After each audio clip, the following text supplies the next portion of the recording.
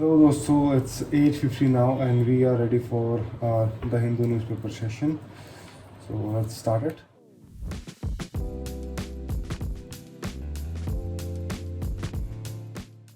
It's 11:05 now and we have covered our the Hindu newspaper for the day. आज के दिन में एक अपील थी देश के mentor from the government of Delhi, जिसमें कि मनीष सिसोदिया सर, जो कि वहाँ के मिनिस्टर ऑफ एजुकेशन है, उन्होंने कहा है कि देश के मेंटर एक ऐसी स्कीम लॉन्च की जहाँ पे 18 से 35 साल के बच्चे जो पहले ही बहुत कुछ अपनी लाइफ में कर चुके हैं, कुछ कर रहे हैं प्रोफेशनल्स, तो वो लोग उन छोटे बच्चों का साथ दें जो अभी 9th 10th 11th 12th school में, सरकारी स्कूल में पढ़ रहे हैं, एज ए मेंटर। क्योंकि हम सब इस बात को जानते हैं कि उनके पेरेंट्स जो हैं वो शायद कहीं ना कहीं वो लैक ऑफ एजुकेशन या फिर लैक ऑफ फोरसाइटेडनेस कह सकते हो आप, कि वो ज़्यादा पढ़ाने लिखाने पे ध्यान दे नहीं पाते। But we as a professional from the 18 to 35 years of age can take a part in देश के मेंटर स्कीम, जिसमें कि आप को एक सिर्फ रजिस्ट्रेशन करना है वहाँ, और 2 से 5 बच्चों के ग्रुप को मेंटर करना है, जिसमें साइकोलॉजिकल मेंटल इश्यूज जो उनके होते हैं इस एज में जो होते हैं, या फिर क्या करना है क्या नहीं करना है, भैया मैं करना तो ये कुछ चाहती हूँ लेकिन कर नहीं पा रही हूँ, फैमिली इश्यूज़ हैं कैसे रिजॉल्व करूँ, ये इशू है कैसे रिजॉल्व करूँ, या फिर स्कूल में ऐसा ऐसा हो रहा है वो कैसे देखूँ। तो उनमें we can take a part in this, क्योंकि अगर हमारे बच्चे अच्छे बन के निकलेंगे तो शायद देश का भविष्य अच्छे हाथों में होगा। सो आई रिकमेंड स्ट्रांगली कि ये देश के मेंटर एक आप सभी लोगों को ज्वाइन कर लेनी चाहिए। So this is what from the today's newspaper, जो कि मेरे को अच्छा लगा तो मैंने आपको शेयर किया। So we are done with this. अभी मैं एक बार ब्रेकफास्ट करके फिर अब आज शायद लाइब्रेरी चलते हैं, क्योंकि पढ़ाई घर पे थोड़ी ठीक से हो नहीं रही, तो just to be on the track एक बार हम लाइब्रेरी जाके 1-2 दिन वहाँ पढ़ाई करेंगे। After the breakfast come lunch, I am moving towards the library, जहाँ हम आज की पढ़ाई पूरी करेंगे, क्योंकि घर पे ना एक बार एंगेजमेंट के बाद ऐसा ना सीन बन सा नहीं रहा।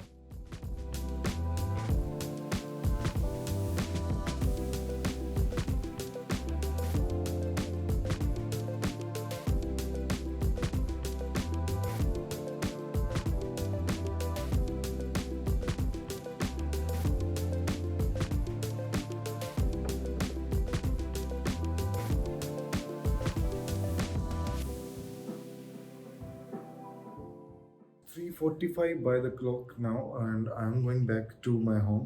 So अभी हम लाइब्रेरी में पढ़ रहे थे, अभी यहाँ से घर चलेंगे, चाय पियेंगे। पढ़ाई मैंने गुप्ता एज तक ख़त्म कर लिया है, तो गुप्ता के बाद आता है आपका Indian architecture, because Gupta is known to be the main part in Indian architecture, जो उसको क्लाइमैक्स पॉइंट बोलते हैं। तो उसके बाद से हमारा इंडियन आर्किटेक्चर स्टार्ट आता है, तो वो हमको पढ़ना है। It's nearly about 30-35 pages left in this book, so वो वहाँ से पढ़ना है हमको। उसके अलावा देन उसके बाद मेडिकल स्टार्ट हो जाएगा। So medical will be doing after once I do medical part of it.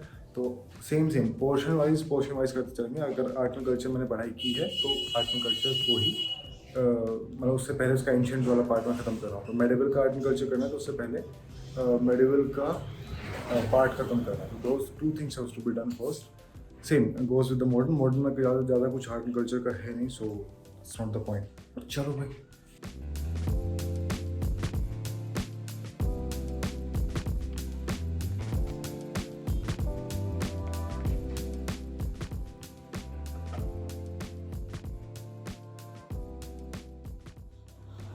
खाने के बाद दोबारा सोएगा, उठ जाएगा, पिंकी प्रॉमिस है। खाता खाता भी सो रहा है, देखो। Good evening fellas, at 6 o'clock around, और जैसा कि देखने से ही लग रहा है कि भाई अब इवनिंग हो चुकी है और सूरज चाचा जा चुके हैं, तो मतलब अब दिन छोटे होने स्टार्ट हो जाएंगे। So almost monsoon is over, जो कि सितंबर में ही ओवर हो गया था। अक्टूबर मंथ चल रहा है, नवरात्रि चल रहे हैं, तो this will be A starting of the winter season, जो कि आजकल छोटे ही होते हैं, but still it has started. It's half moon today.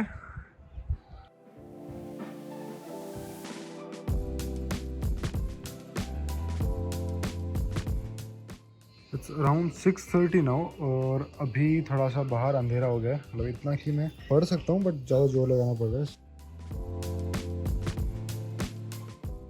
Hello दोस्तों, 3-4 दिन के ब्रेक के बाद आज लग रहा है कि कुछ पढ़ाई की है, क्योंकि आज द हिंदू का न्यूज़पेपर पूरा कवर हुआ। उसके बाद मौर्यन, पोस्ट मौर्यन और गुप्ता एजेस में जो आर्ट एंड कल्चर थी वो ख़त्म हुई। उससे पहले मैं हिस्ट्री, एंशियंट हिस्ट्री कर चुका था। अभी बच रहा था मेरा टेम्पल आर्किटेक्चर, जो अभी फ़िलहाल भी बचता है, वो कल सुबह तक पूरा हो जाएगा। So feeling a good better कि I am on a track again back. और बस अब फिर स्टार्ट करेंगे, क्योंकि we are in the middle of the month, तो देखना है हमको कि कितना बच गया है, कितना करना है।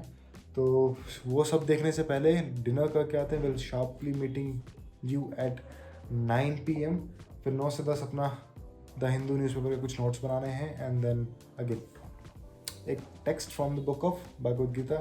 मोटिवेशन चाहिए होता है, मोटिवेशन वहीं से मिलता है कि भाई अर्जुन और कृष्ण क्या क्या बातें करते हैं, वो समझना बहुत ज़रूरी है। क्योंकि डे टू डे लाइफ में हम भी वही फेस करते हैं जो कि पूर्वजों ने फेस किया, तो उनसे सीख लें, ज़्यादा बेटर है, हम मार नहीं खाएंगे।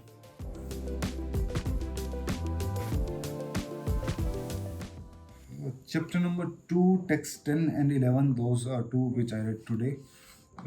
इससे पहले कि जब हम पढ़ रहे थे तो उसमें अर्जुन कृष्णा से काफ़ी सारी चीज़ें बोल रहा था कि मैं जिनको मारूंगा वो सारे मेरे बड़े हैं, मेरे टीचर्स हैं, मेरे बड़े पूजनीय हैं, तो मैं कैसे कर सकता हूँ। Even though if I win over them, तो मेरे को वो राज्य जो मिलेगा उसको मुझे पसंद आएगा नहीं, क्योंकि मैं सारी ज़िंदगी उसमें रोता रहूँगा। तो ये सब था। And the text 10 and 11, Krishna smiles back at Arjun and ask कि तुम बात तो ऐसे करो जैसे तुम एक बहुत लर्नड पीपल हो, कि तुम बहुत स्कॉलरली आदमी हो, तुम्हें कितना ज्ञान है सारे सामाजिक चीज़ों का, बट तुम्हें एक बेसिक नॉलेज नहीं है, एक स्पिरिचुअलिटी नॉलेज नहीं है। वो क्या कि शरीर और आत्मा दो अलग अलग चीज़ें हैं, और शरीर जो है वो नश्वर है। So one who is born is destined to death. तुम अगर जन्म हुआ है तुम्हारा तो तुम मरोगे, तो उसके लिए अगर रोना है तुम्हें तो वो गलत है। तो if you are doing some bigger cause, जैसे मतलब बड़े बड़े तुम राज्य चला रहे हो, तुम देश चला रहे हो, और वहाँ पे तुम अगर जान की कीमत को परख के देख रहे हो, हर बार अपने सोल्जर्स की डेथ को देख रहे हो, या फिर तुम अपनी चीज़ को देख रहे हो, तो उससे बड़ी चीज़ है कि धर्म की रक्षा करना। धर्म इज़ इम्पोर्टेंट। एक पूरा का पूरा नेशन बचाना is important, not that one persons body और समथिंग। तो वो चीज़ इंपॉर्टेंट है, ना कि ऐसा करने लग जाऊँ कि भैया हमारी तो चाइना के साथ लड़ाई होगी, हमारे इतने सैनिक मारे जाएंगे, नहीं भाई हम तो लड़ाई नहीं कर सकते। ऐसा नहीं है। The important thing is to save as many as people we can. उसके लिए अगर मेरे कुछ सोल्जर्स जाएंगे तो they have to be sacrificed, और उनको इस बात की उसका दुख नहीं होगा, उनको कुछ खुशी होगी कि वो किसी न किसी तौर पर उनके देश के काम आए हैं। तो same thing was Krishna telling to Arjun कि भाई ये तो तुम वाइज मैन वाली बात कर नहीं रहे हो, क्योंकि वाइज मैन जो होता है he does not lament for anybody. He is not happy when somebody is born. He is not sad when somebody is dead. तो अगर किसी का जन्म हुआ है तो वो खुश नहीं है, और अगर किसी की मृत्यु हो गई है तो वो दुखी नहीं है, क्योंकि ये सब जीवन की एक चक्र है, वो जो चलता रहेगा। सो ए पर्सन जो इस लेवल पे आ गया है कि अब उसको हर चीज़ में सब कुछ समानता नज़र आती है, this person is known as a learner person. इसको हम कहते हैं कि सिद्ध व्यक्ति, और वो अभी तुम नहीं हो, तुम्हें बहुत कुछ सीखना बाकी है। Those things he will be telling in the next text. तो जैसे जैसे हम पढ़ेंगे आपको वो बताते रहेंगे। For this, as of now, this is Bhagavad Gita chapter number 2, text 10 and 11 done.